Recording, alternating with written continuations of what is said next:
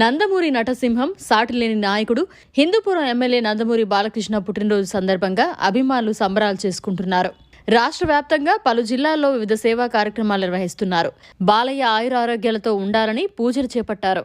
Nandamuri నటసింహం Hindupuram MLA Balakrishna జన్మదిన వేడుకలు నెల్లూరులో ఘనంగా నిర్వహించారు.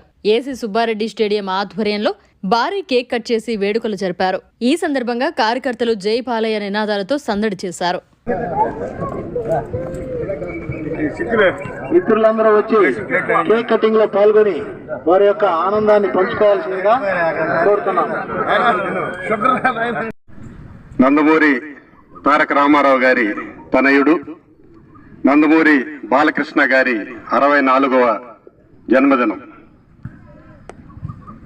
నందమూరి తారక రామారావు గారు ఏ విధంగా సినీ ప్రస్థానం చేశారో వారి బాటలో తనయుడైన నందమూరి బాలకృష్ణ గారు నడుస్తూ ఆయన ఏ విధంగా పౌరాణికం సాంఘికం పాత్రలు పోషించాడో అదే పందాలో బాలకృష్ణ గారు కూడా నటించడం చాలా సంతోషించదగ్గ విషయం.